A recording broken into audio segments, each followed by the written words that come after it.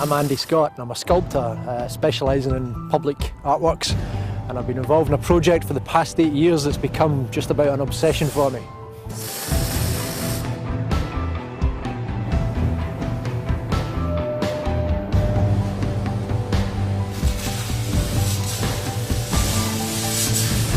I've sketched and drawn this project, I've lived and breathed it and modelled it, welded it for the last 8 years, and now I'm going to see it in a way I've never seen it before.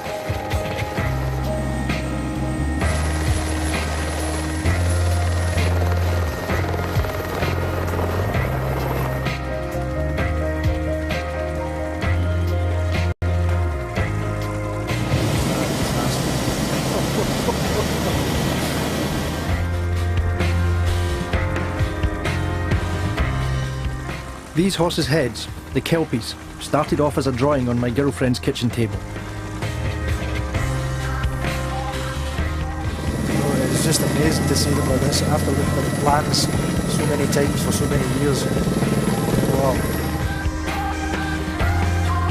They stand 30 metres high and took more than 300 tonnes of steel each to construct, and they now stand guard over the eastern entrance of the Forth and Clyde Canal between Falkirk and Grangemouth.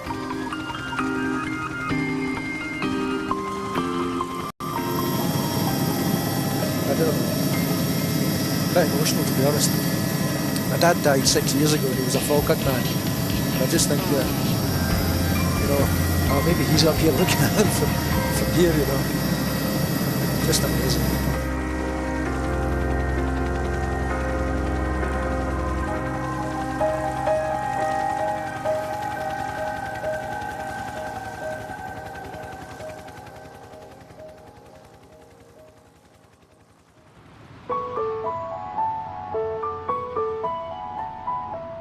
The Kelpies are my contribution to the Helix project, a massive £43 million regeneration scheme here in Scotland's Central Belt. But it all started a long time ago.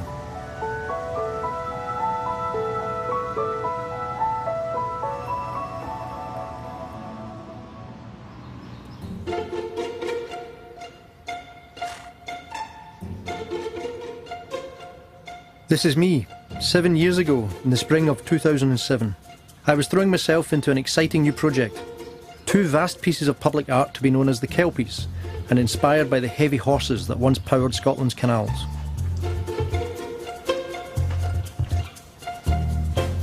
In a sense, it's more to do with running my hands over them than taking the pictures, because it kind of committed to my memory in a weird way, and you know, I can then go back with that sort of weird knowledge of fusion of brain and hands and bash into these sculptures with big hammers, because I know I've got 1 or 2 bits wrong, but no, it's been fantastic.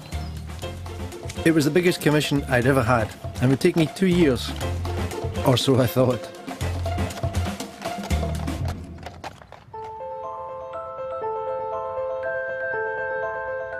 This is the Macintosh building of the Glasgow School of Art, where I came in the 1980s.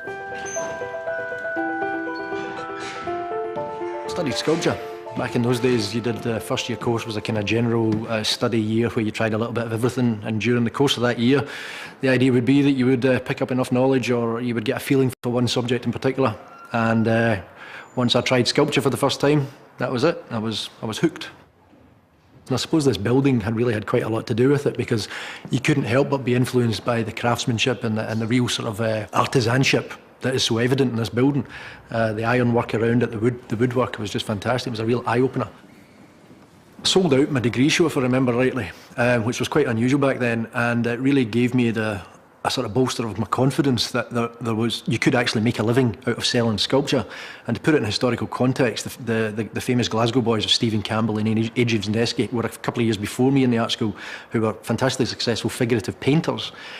But as I recall, there hadn't been, or there weren't many successful figurative sculptors, and most of the sculpture output at that time was very much in the abstract realm of art.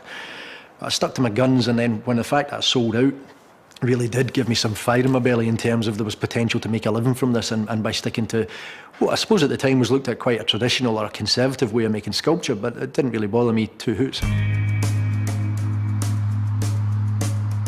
The sculpture that started it all off in terms of the real big outdoor stuff was the heavy horse at the M8 motorway. I love the idea of the heavy horse as a kind of emblem for the city.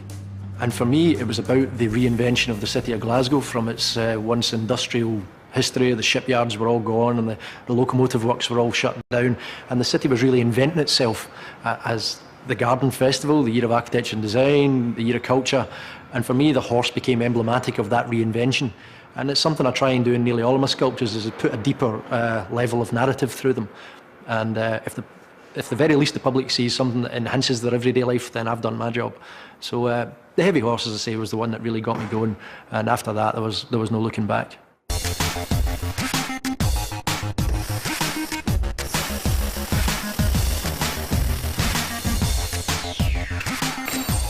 This is the early stages of the pair of maquettes. There's this fella here with his head down, and this one here with the head raised. And as I say, these are the working models, and I'm just trying out the different forms of the horse and a system for cladding them. And to give you some idea of scale, this is 1/10 scale, so this one's going to be 26 metres high. This fella here is going to be 29 metres high, which will make them among the biggest sculptures in Britain. The theme is the Kelpie. And the Kelpies are a mythological Scottish seahorse. And also for me, there was this whole thing about the history of horses in terms of the agriculture and of course canals. Horses were used to draw the barges along the canal systems.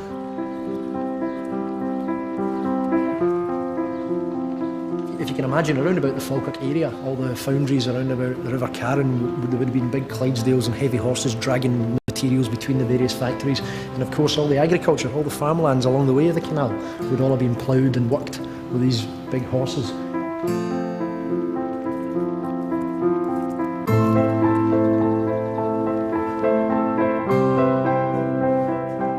I went over to see the big horses in Pollok Park. Glasgow City Council, as you probably know, owns a few big Clydesdales, so I took some fantastic photographs, but in the process of that, actually running my hands over the necks of these big creatures, I realised that I'd got the first take of the anatomy slightly wonky, so there's a fine line between abstraction and downright wrong, so unfortunately I was on the side of wrong, so I decided to remodel. As you can see with the pile of scrap steel in the corner there, I had to do some surgery. All I've done here is I've drawn out the form of the horse. This one obviously head down, this big fella here with head up. In reality, when the boat displacement lock system works, this horse here is going to dip forwards by 5 metres and the other fella is going to raise backwards by 5 metres, creating a 10-metre separation. The principle is that as they move inside their own basin of water, they'll displace enough water into the central lock to lift boats up, and then they can pass on into the Forth and Clyde Canal. So if you like, it's a new gateway from the eastern edge at the River Carron and the Forth into the lowland canal system. It's going to be a very extremely involved process to make them into reality. But what really we're talking about engineering or construction, fabrication on the scale of shipbuilding here. Just beginning to feel my way into it, and I've got until the end of, I think, the beginning of May to get this part of the job finished, so it's full steam ahead in amongst all the other projects I'm doing. So busy times.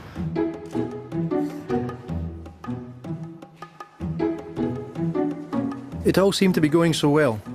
So much so that Scottish Canals held a photo call to unveil the plans. I'll be getting some suntan off this. There's no money for them yet, so we're crossing our fingers for a lottery grant. Well, I'm calling this one Carnera. Carnera was the biggest horse that ever lived in Britain, and he lived in Falkirk. And he was named after the heavyweight champion boxer, 1932, an Italian monster guy. It's too good, isn't it? I've not come up with a name for this one yet.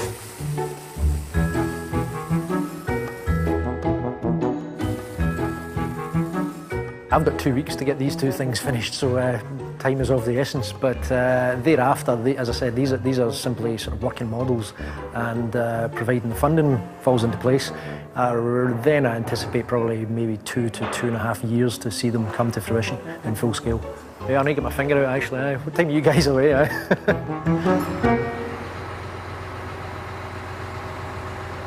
The Kelpie maquettes, 1/10 of the size of the final sculptures, are going to be on public display, so they're on the way to be galvanised. It's quite emotional actually, it's quite strange. I think because these have been such hard work. After me saying, you know, I can't wait to see the back of them now, like, oh, look after my horses, be careful. Stevie's a good guy, you know, he always looks after my stuff. And a lot of admiring glances on the motorway out to Cumbernauld. Oh, it's a wee bit different for him, you know.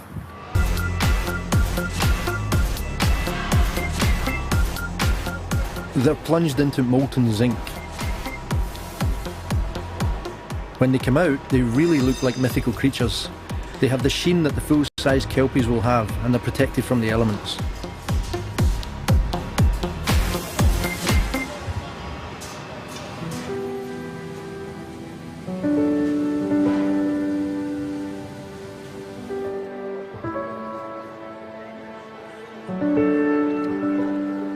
The galvanised maquettes are now on display at the Falkirk Wheel. And so am I. I've committed to it, and it's a very, very heartfelt commitment from my perspective, and it's been really, really hard work to do them, and I can see one of the noses just poking over there, taunting me from above. But once I got into it, it was a very enjoyable experience. I've made a list here. I won't go on too long, but this gives you some idea of what was involved. 954 metres of flat bar, 240 metres of round bar, 2 10mm thick steel plates, 48 metres of 150 by 80 angle, 6 bottles of Ferromax welding gas, 2 bottles of oxygen, 1 bottle of acetylene, 8 rolls of welding wire, 9,000 approximately cuts on the guillotine, a BA honours in postgraduate in sculpture, 20 years professional practice, 186 cups of tea, 32 packets of Jaffa cakes and about 45 bottles of iron brew. And that's what went into making these things.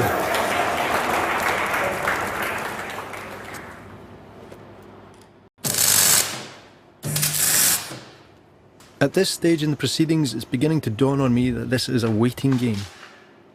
Public art often means public money, and there is no way that the Kelpies, or the Helix project, can go ahead without serious finance from the big lottery fund. The latest I heard just this morning was mid-November, that we should hear. They're obviously taking some considerable time to go over it. And in a way that's a good thing, because I would hate to think they'd make a rush decision. But it's very frustrating for me to have put so much effort and energy to meet deadlines they set, only to have their return deadlines stretch out seemingly forever. It's difficult. It's a hard thing to get your head around. But as I said, I've just got to force myself to go on with other jobs, not worry about them too much. They'll do what they do, and hopefully we'll hear before Christmas. You put your heart and soul and huge amount of education and experience into that. How would rejection feel? Rejection? Never. Well, it would be hard. I mean, I suppose in your darker moments you obviously have to think about that. It would be a sore one. It would be very, very difficult. But you can only look at these things. I mean, it's a much bigger project than just the Helix, than just the Kelpies. It's the Helix. It's a bigger environmental project, and I'm not fully aware of all the very, very varied and detailed criteria by which it's being assessed. I'm assured I did my best with the Kelpies, and if it doesn't work out, such is life, you know, move on and do other projects and hide from embarrassment for a couple of months, you know.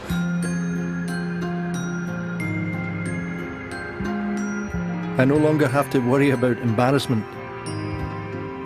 6 months later, at Falkirk Stadium, my lottery number came up. And I'm absolutely delighted to announce that the Helix project, led by Falkirk Council and its partners, has been successful.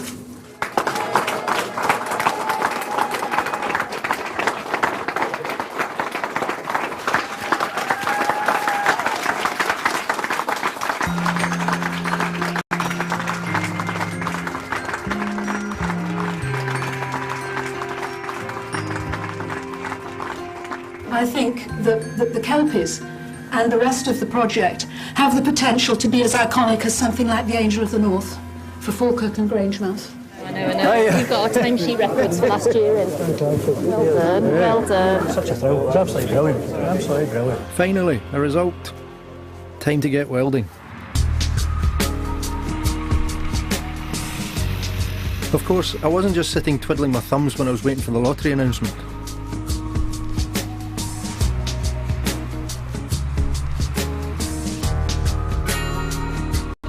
Rise is a recent commission for Glasgow Harbour that's being installed on South Street. She's over 6 metres high and weighs nearly 2 tonnes, so she's a big girl, but tiny compared to the Kelpies.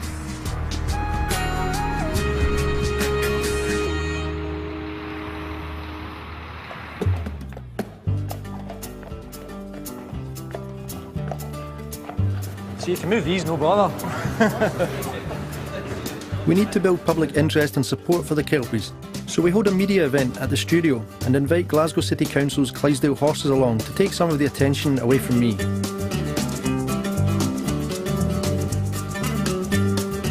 The Kelpies are newsworthy, but pretty soon, in the autumn of that year, journalists have a very different story to report. The latest official prediction that Britain will be in recession by the end of the year. The plan to rescue the British banks could cost £400 billion of taxpayers' money. It's official, Britain is in recession and it's deeper than predicted. The British economy is officially in recession. The recession of 2008 nearly killed off the Kelpies. It didn't, but it set the project back years.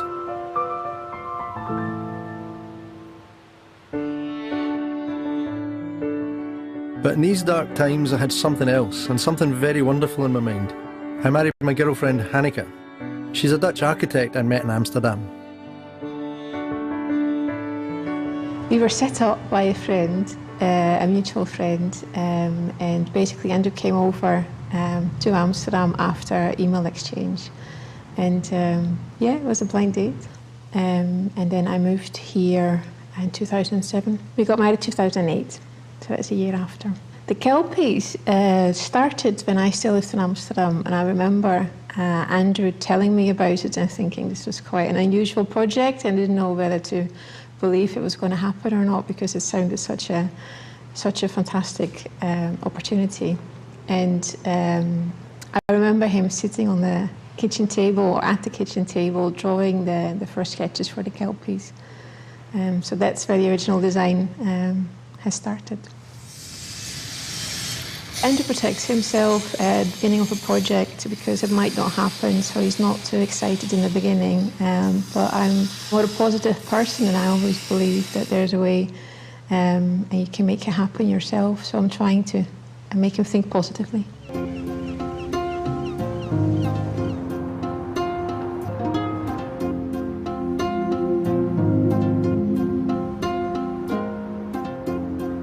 We're on top of the finishing crane in Glasgow, down on the Clyde side here, towering 100 and something feet above the river. And for me, this is just the most fantastic icon of the city of Glasgow and all that it once stood for. I wrote about it recently in a magazine article as being my favourite building in Scotland. You know, I think I said he's punching the skyline, and it really is quite a magnificent thing in the landscape of the city. I'm delighted to say that he's a listed monument, so they won't be able to obscure the sightlines.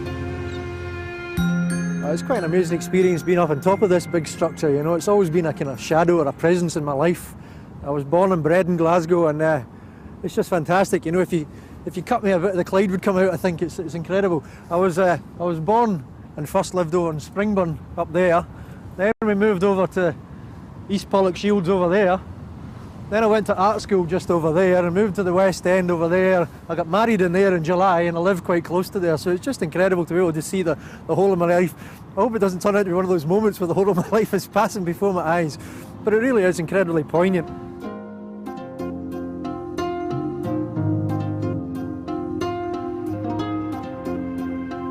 The ingenuity and the craftsmanship and the engineering, you know, everything that I really feel important to me as an artist, living and working in the city of Glasgow, are kind of summed up in this one big structure. So I think there's obvious parallels there between the, you know, as I said, the engineering and the skill and the craftsmanship. Although the Kelpies, of course, will be arguably more aesthetically pleasing to the eye, but that's a matter of debate.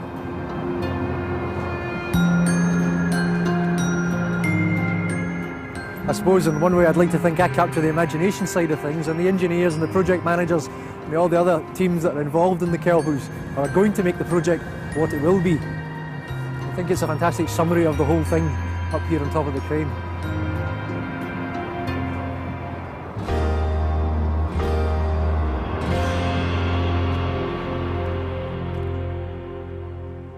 The engineers are here. They're from Atkins, who'll turn my models into engineering designs and then will oversee the building of the full-size Kelpies. Well, there's a debate at the moment whether they both move or only one of them moves to perform the function of the boat lift the point being that one of them would be fantastic to have access inside it. We could actually use for basically climbing up and having a look out. You could see all the way up to Stirling Castle and the Ochil Hills and all the rest of it. It'd be fantastic. And it was one of the original concepts we had way back at the beginning. The trouble is with the safety requirements, if you start moving something like that with people inside it, the safety risk assessment, it just becomes... the whole thing becomes an engineering nightmare.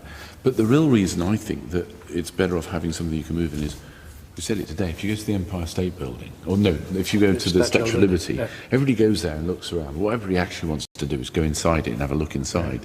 And therefore, I think going inside these is actually important. I think it would be absolutely fantastic. In the first report that I did a way back, there was actually used images of the inside of the Statue of Liberty. And I did it basically to say, if Gustav Eiffel and Bertoldi could do something that size back then surely we can do it nowadays, you know, given the technology we've got over what they had back then.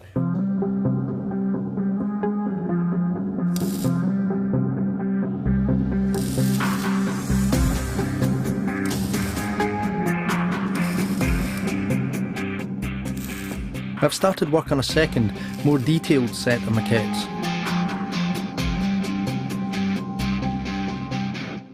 These ones, as you know, were done hastily and speculatively, so I've now got a chance to revisit the anatomy and I suppose make them perfect and make them more towards the actual vision that I have for them when they're full scale. So among the many changes, for example, on this version here, you'll see there are quite a few of the bars, if you like, run horizontally as well as vertically. And so what I'm doing on the second version is I'm arranging them all to run in a vertical pattern, as you can see. And what that's going to do is, when they're built full scale, that'll give accentuate the idea of movement of the things rising from the water. So I'm really developing the aesthetic and the visual style of the steel arrangement. This one, they work perfectly in order to get the project underway. But this one is where we can really start to refine the sculptures for the scaling up process and just to get them spot on.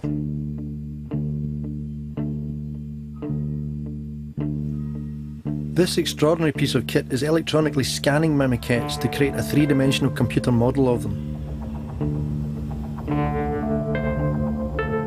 This is going to be vital when it comes to scaling up every single piece of metal that I've cut and welded to build something 10 times their size.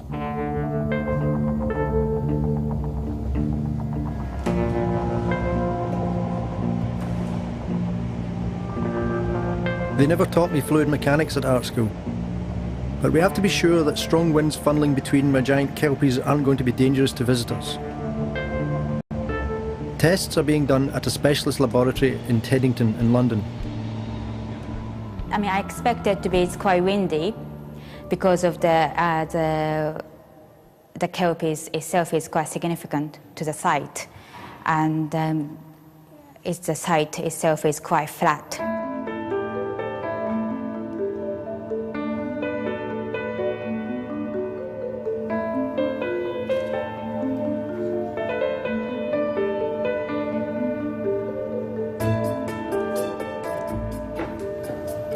I think occasionally you see between the horse head and the body, the flow is accelerating, through that channel around it.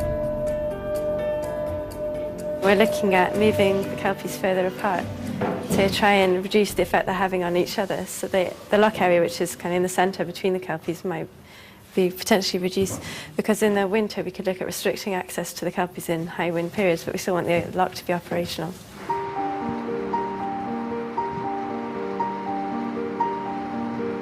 It's now February 2009, and I've been at this for years. But this is progress. The maquettes are going to the site where the Kelpies will be built. This is where the Forth and Clyde Canal meets the River Carron, which flows into the Forth estuary. They're here to make a firm declaration of intent.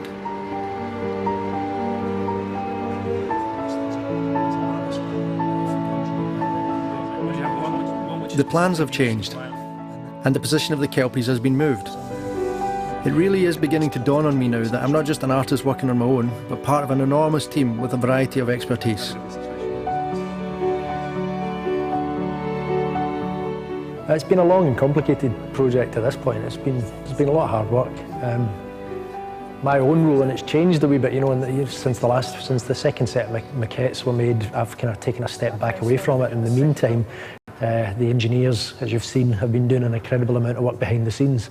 So it's rolling on slowly. There was a lot of political and bureaucratic hurdles to get through, but they've been done, and it's bound to go with a project of this size. It's just the nature of it, but it's been particularly frustrating for me because my passion for it, if you like, it's all part of it, and we're getting there. And I think from this point onwards, things will really start to move. I think now there's a common will and a recognition of the importance of what we're trying to achieve, and I can really see things moving on from this point onwards at quite a rate. Yeah, ever the optimist, Andy Scott, ever the optimist. Thanks for coming, guys. Great meeting. Cheers. See you all later. Thanks very much. Cheers. See you later.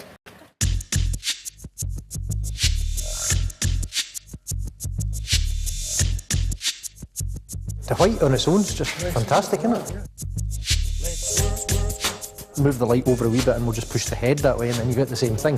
It just, all we're missing then is that we can't actually work the two of them together, but that's life.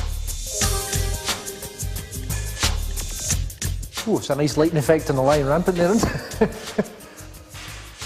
Just been a case of trying out the different colours and the sequences, and also how we're going to use it in conjunction with a flood lighting to the outside. So it's a kind of combination of the external and the internal lighting working together to make sure it doesn't look too Las Vegas and over the top, but still quite theatrical and dramatic. And I think we're getting a better feel for it now.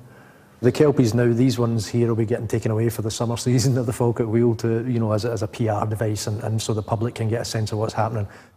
I think this is the last chance we'll have at this level, but obviously we can do a lot more with computer modelling and take it from there, but that's over to the experts really. For me it was about the feel of it, and it worked very well.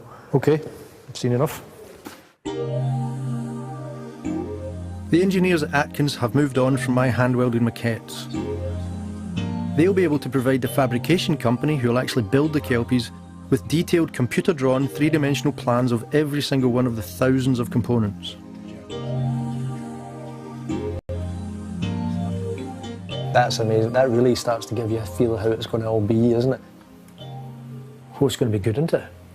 Zoom back out again, John, and I was just wondering how much of the sort of turn, if you go straight on at the canal as if you're going straight in, if you know what I mean, if you rotate it slightly, and then straighten up, and you can just see the outside of the head there, so it's just enough to give you a sense of something happening, Rather than having it just looking straight ahead, it would have been quite dead from that side, but the twist, the angle that we've got it at just looks, just gives it that bit of life. Just to complicate things for you, but it'll be, it gives it that bit of a flourish, and it'll really make it, and likewise with the head up one, because of the angle it's at, and they kind of lean in towards each other, it will really create a kind of entrance thing, vibe thing happening. Man, magic, excellent. But early in the new year of 2011, the engineering challenges of the Kelpies and changes to the canal led to a radical change of plan.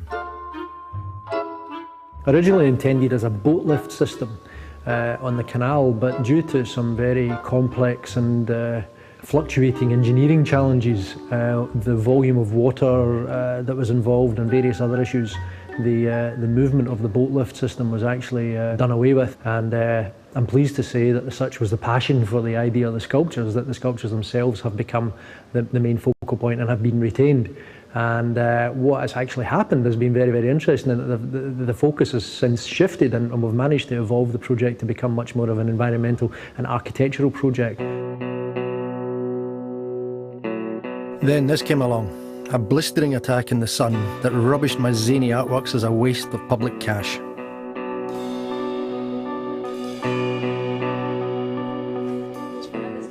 I was still reeling from that Sun article, but Felicity from Atkins brought me a present that really cheered me up. It doesn't look like much, but it's hugely significant. It's a single test panel, a prototype of just one of more than 900 that will make up the Kelpie's skin. Do you know there have been 2 inquiries for weddings inside them? That's exciting. Yes, how cool is that?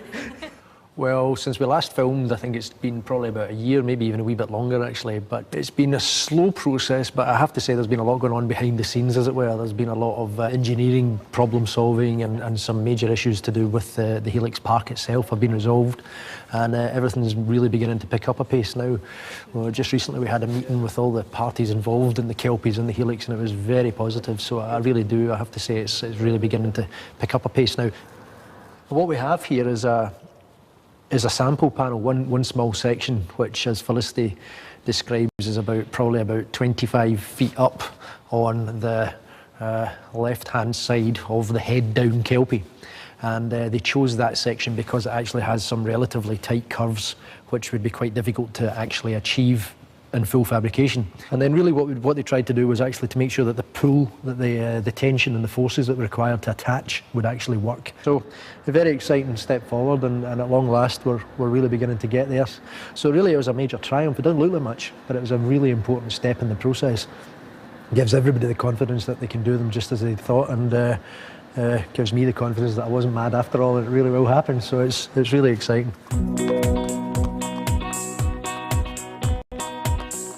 It was a year later, in May 2012, before we were able to break the best news I'd heard in 6 years. My Kelpie maquettes and the Clydesdale horses they were based on were brought together at the studio for the official announcement that a major engineering company had signed a contract to turn my dreams into giant realities. 6 years, nearly 7 years since I first started working on this project, since I did the first drawing on my now wife's kitchen table in Holland, and finally we're about to commence the fabrication. It's been a very long and difficult process. These things are always complicated with procurement processes, but we're finally, S8 structures were selected, and I'm delighted with that, and I'm looking forward to working with them over the coming few months to see them built full scale. There was two things that captured us. One was the form that they were. It was something immediately recognisable. They weren't an abstract form of art. It was something you could instantly see what it was. And the other thing was we very rapidly picked up on Andy's own enthusiasm for the scheme. He's clearly passionate about this. It's quite a responsibility for us to take on this project, because at the end of the day, Andy's used to doing the work on his own, and we're very much sort of taking his baby off him and doing the work ourselves. But he's going to be actively involved, I can assure you of that. I'm delighted. You know, it's been a very difficult project. There's been a few moments where I've actually doubted my own ability to stick with it. To be blunt, it's been very, very difficult. But yeah, I'm delighted. It's really good. Seeing both the sets of maquettes here today, seeing the big horses back again, it kind of makes all the last 6 years of agony condense into a few moments. And no, I'm looking forward. The next year will be what it's all about. This will be when the fun starts.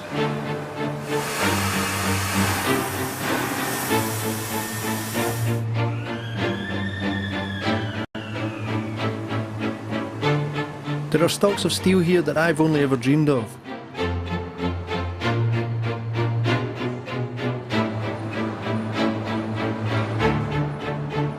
Here they're going to turn coils of steel into tubes that will be used to build the Kelpie skeletons.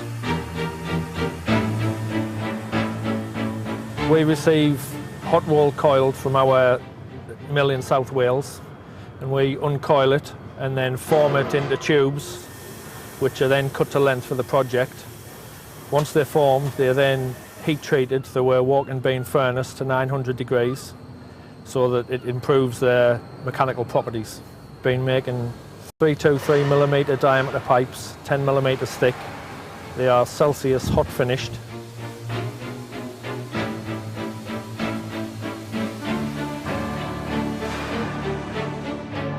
So far the tubes are straight, and there isn't a straight line anywhere in my Kelpie designs.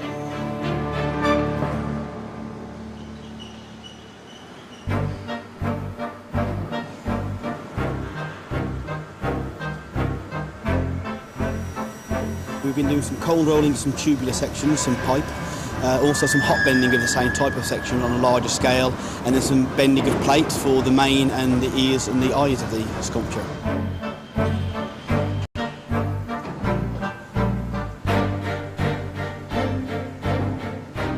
take a piece of tube or a pipe and you roll it through a set of rollers backwards and forwards gradually to bring the radius into the item. The advantage is you can achieve complicated bends, you can do reverse bends, elliptical bends, and achieve the complex shapes required by a sculpture of this nature.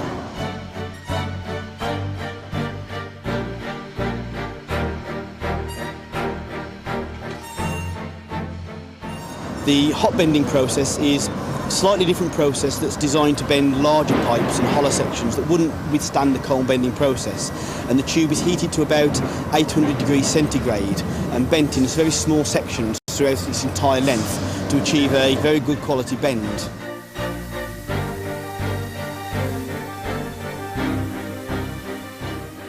Projects that we get involved with are in different countries. We've just done a job in Azerbaijan, which I'll probably never get to see, whereas this project is a very large sculpture, probably one of the biggest ones that we've actually done and been involved with, and it's going to be interesting to be able to go up there and actually look at our work, the work that we've achieved.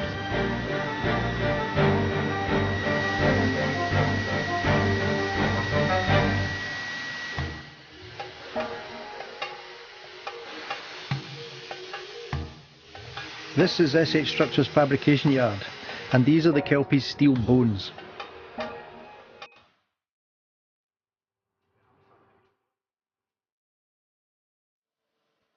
They will take the weight and eventually will be clad with a steel skin. It's great here. Grinding, welding, and a vast mechano set.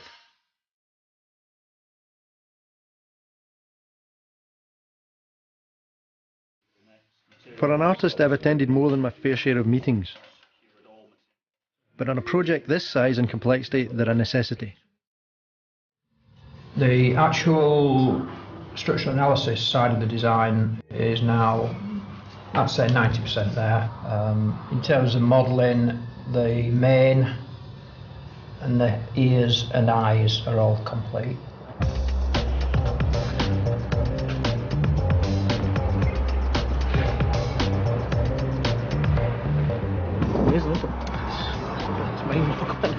Oh no, what have we done? You see it on paper and you look at it on the screens and you kind of get it, and then you look at the complexity of that. Yep. That's tricky stuff, isn't it? It's really... It's not easy. No matter how many times you look at the drawings and the models and you visualise it and you see it on computer screens, when you actually see the steelwork coming together, not only do you get a sense of the scale, but you get a sense of the skill that's involved in making these pieces, and some of the welds and processes that are going on in there are absolutely amazing to see. These guys are very, very good. It does finally feel real, you know. Over the past few years there's been many times where I thought this thing was never actually going to happen, and as you know, it's been fairly fraught from time to time, but absolutely fantastic. I'm delighted that came down, and these guys have been so hospitable today, but it's really, really good to see it come together. I'm sure there'll be a few more ups and downs along the way, but very exciting. You know, I've seen as many things like this actually in galleries without the, you know what I mean? Yeah. Leave as it is, you win the Turner. Yeah.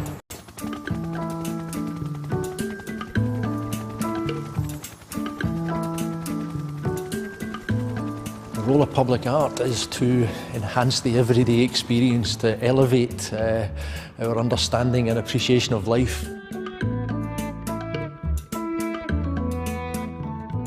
Back at the art school in the 80s, when there really wasn't such a thing as public art as we now know it. I mean, if you'd said back then that I would have pieces in places like Drumchapel or Easterhouse, or for that matter London or Sydney, it would, I don't know, I would have bitten your hand off at half the chance, you know, but we've got them there.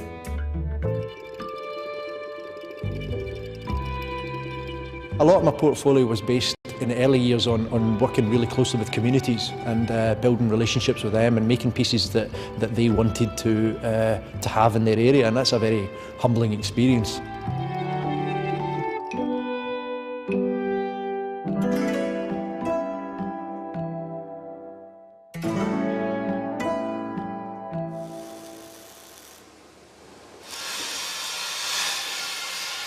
I'm back in Yorkshire, where the fabricators have begun putting together parts of the jigsaw. Oh, what a head rush. Man, every time I come down here, I'm like a wee kid in a sleep job. I'm like, it's really happening. I think we've probably been going about 6 months now on fabrication of the head down, and we've got a similar length of time to do the head up. But then we hit site and there's about another 6 months on site, so it's a very long process to complete what is a very, very complicated job. This is something special. Chatting to the guys, it's something that they are looking forward to seeing going up on site, and we've been fortunate enough to be able to generate jobs with this project, including some young apprentices, and they're particularly keen on working on this because they know that in years to come they'll be able to go and visit Scotland with their families and their friends and say, I actually worked on this, and that's clearly makes a difference to them. There are some points at which I have to say this is out with my understanding or even zone of influence. But I'm absolutely certain that we're dealing with one of the best teams we could possibly have mustered to make these things a reality, and the results so far have been fantastic. And, you know, I'll be honest, part of it's been a learning thing for me as well. At this kind of scale, the shift, the experience is very different. I do, as you know, most of my work is handmade, and it's something I'm very proud of. But this, at this scale, I'm allowing it that sort of bit of separation, difficult as it is. The chaps told us that they'd assembled this to let us have a bit of a look at it and to check all the sizes and make sure everything fitted, and it's just been a fantastic chance to come down and just get a sense of the scale and how everything's going to work. It's absolutely breathtaking when you walk in.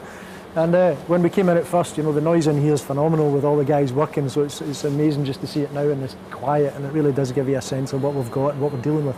It's phenomenal.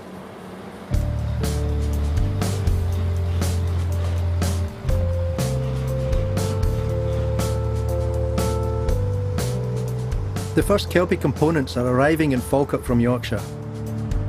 Someone, not me, has told the press, and the photographers are out in force.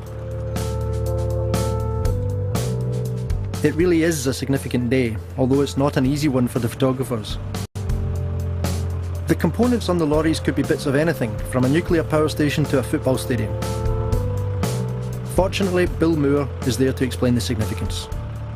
It's a milestone in that the sort of design stage, the kind of planning stage, seems to take such a long time, and now we're actually into the build phase. So it kind of starts almost the countdown towards the completion of the Kelpies, when in a few months' time we'll have these magnificent 30-metre tall structures sort of kind of dominating the landscape.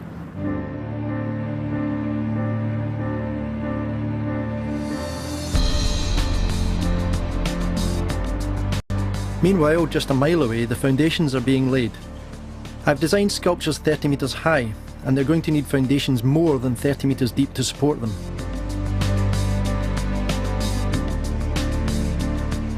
We've just finished piling both foundations. We've broken the piles down, and the reinforcement cages are currently being fixed. The head down foundation being the one that's furthest advanced, and the steelwork erection programme to commence first on it as well. And it's certainly one of the more complex jobs I've ever been involved in. A lot of service diversions, a lot of different stakeholders, work on the motorway, traffic management, deep excavations, poor ground conditions, and drainage work. So there's a little bit of everything there from the civil engineering perspective. So we're probably 2 to 3 weeks away from a concrete pour at the moment, and the pour itself will be done with 2 concrete pumps on the day. A supply rate something in the order of 50 to 60 cubic metres an hour during the shift.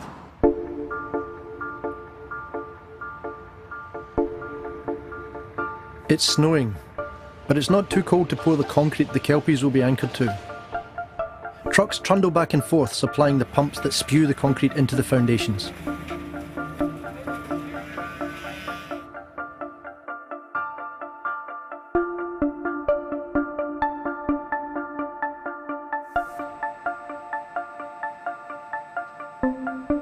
Meanwhile, in Sheffield, where else, huge rolls of steel are being uncoiled and sliced into sections.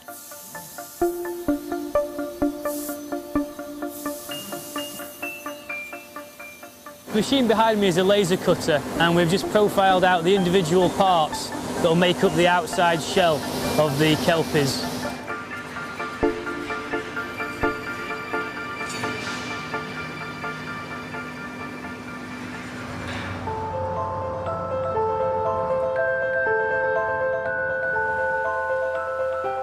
7 long years after I first sketched the Kelpies, construction actually begins. We've got a build process of 20-week programme from today right up through to commissioning of the lighting installation, so that'll be complete throughout. Each head, we're looking at about 75 days per head to actually build each one. Site-wise, it's quite a short period of time to actually put the structures together and put them up. It's a one-off project really, there's nothing ever been built like this before, certainly in the UK, possibly in the world. So yeah, it's very proud to be part of the project, yeah. Spookily, the maquettes arrive. I assume they're for a press conference tomorrow, and not just to remind the construction team what their building is supposed to look like.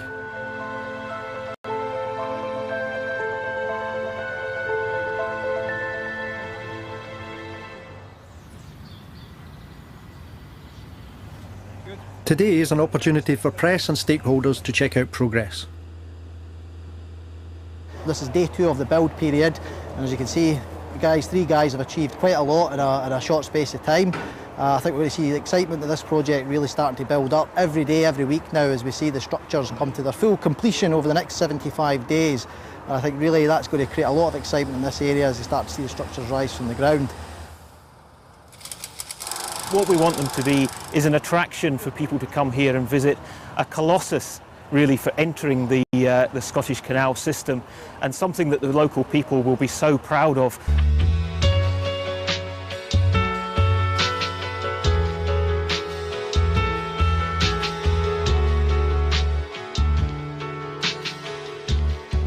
The process has been long and I don't know if I should use the word tortuous, but it's been a very difficult process for a number of reasons, and it's been extremely challenging at times and extremely rewarding at times, I have to say.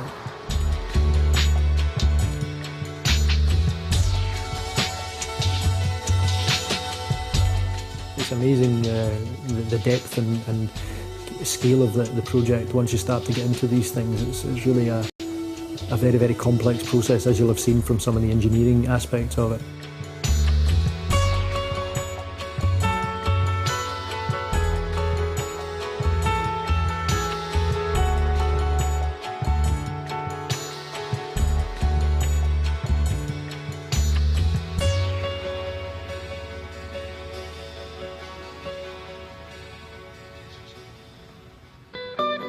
Next, the eyes and the ears. And that will really obviously create a sense of a real step forward in the project, just to give it that sense of identity almost that those features will take. As you can see from some of the landscaping around us, they've been doing a lot of the cladding of the stainless steel panels at ground level to make those lifts a bit easier and obviously to expedite the process.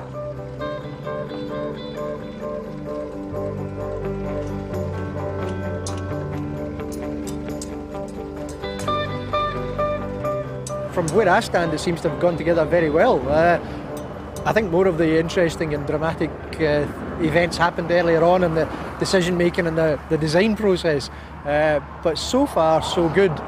Touch wood if I had any about me, but it seems to have gone very well, and hopefully that will continue until the end.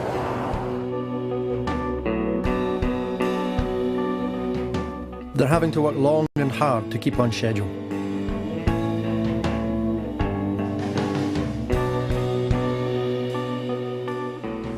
It's 8 o'clock, around about 8. I think these boys are going to be here for a wee while yet.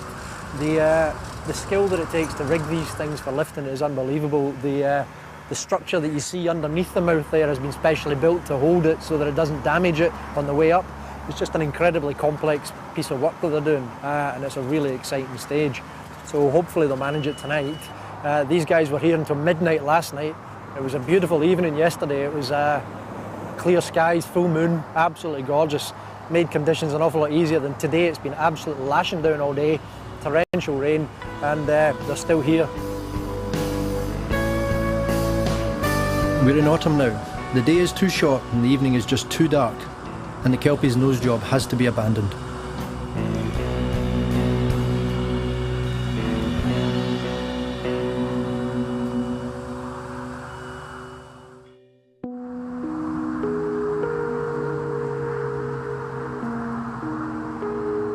A few days later, the construction team makes another attempt at getting the head-up nose connected. We're finally getting the end of the nose section connected there with the open mouth of the head-up Kelpie. I say we've just been standing watching. These guys are fantastic. It's an absolute achievement. It's incredible. They had been using soft slings before, and there was a danger that they might actually be cut by the stainless steel plates, so they had to use steel cables rather than slings, and also the actual lifting points. They're lifting it from 3 different points, but they had to balance it because the head's on a tilt. As well as being rearing up, it's actually on a tilt to one side, which meant it's a very complicated angle to hang it by. And these guys have managed to do all that and get it hanging just right. And now, for the next 3 hours, they'll be up there doing all the bolted connections to actually put it on and tighten everything up. You know, you wouldn't know to look at it, but the skill that it takes to sling something like that and lift it is phenomenal. And the team here are just amazing. It's absolutely brilliant, and it suddenly brings this one to life too, the way that the features did on the head-down Kelpie. It's incredible. I'm absolutely delighted. My heart was in my mouth there. You know, one of those few occasions in the whole project where I was actually very nervous, and it just looks amazing.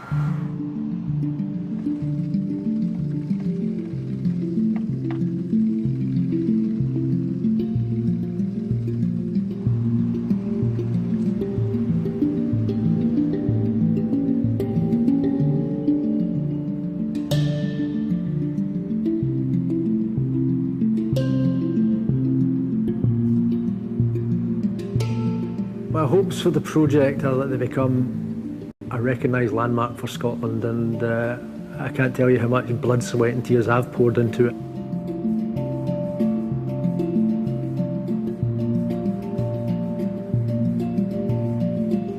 I'd love to see them become well known and recognised internationally as well as in Scotland and across the UK. It's often difficult up here as a professional artist working on bigger projects to get any recognition. The London art world controls the world almost, and you can do what you like up here, but to get any recognition for your works or the projects you're involved in is very, very difficult. And I'm hoping that these pieces will actually be able to do that and give Scotland something very, very magnificent that the whole population can be proud of.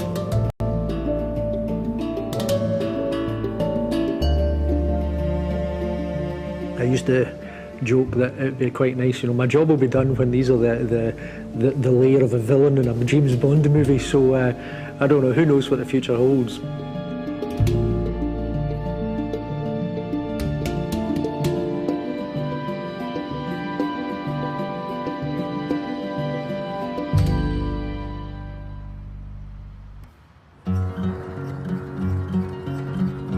The media is back, the horses, Baron and Duke, are back, and I'm back.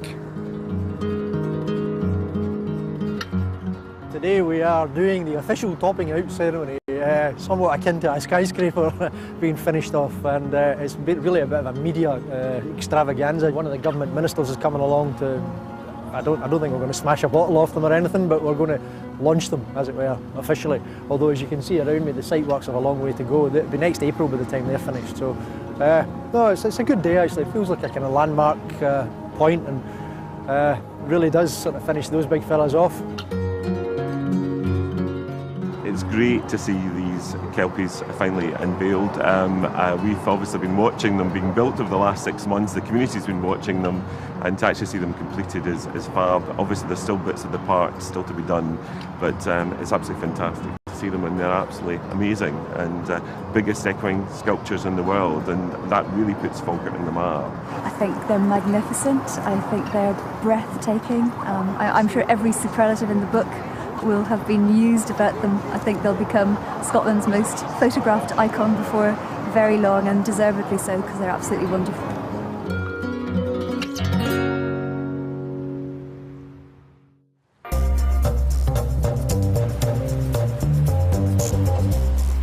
I brought my wee Kelpies to the Big Apple, a chance to introduce them to a whole new continent.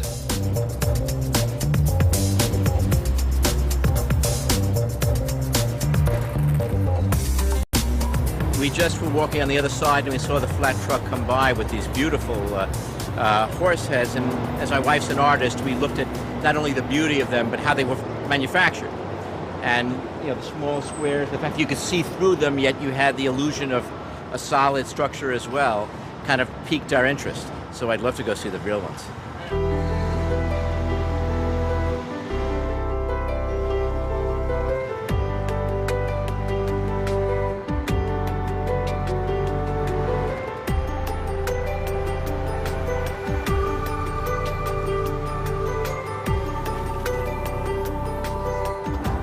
Thank you, everybody.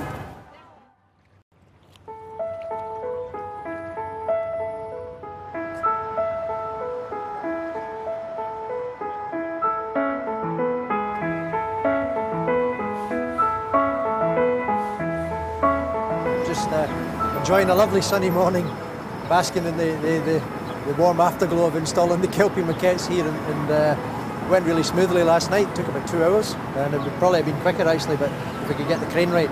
But we did it. They look fantastic, and as you can see, the response has just been amazing. Everybody's really happy with it, and they'll be here for a month, and it's just another sort of icing on the cake for the whole Kelpies adventure.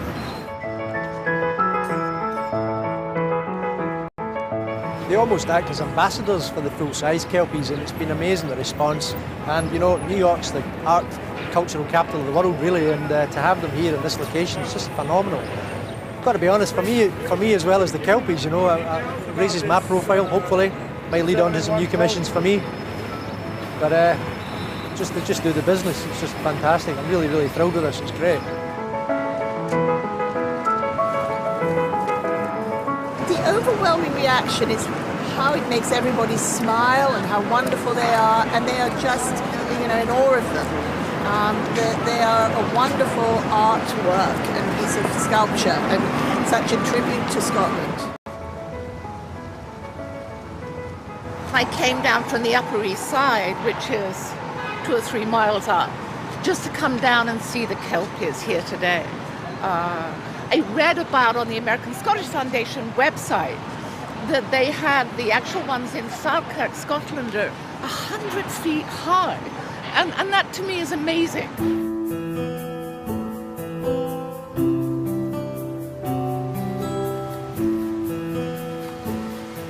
Way back in the beginning of the project, nearly, what's that, 8 years ago now, the ideas of comparing the Kelpies and the idea that we might be able to somehow match the Statue of Liberty's iconic stature, it was one of the main motivations, or it was certainly a driving force.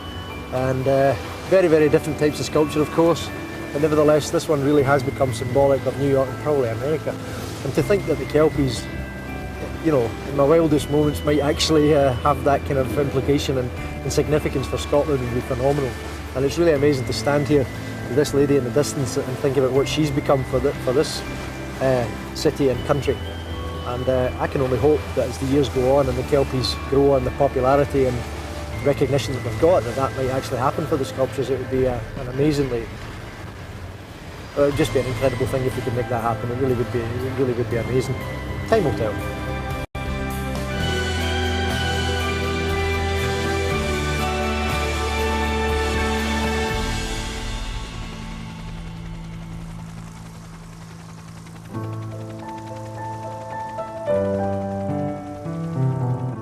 That's it.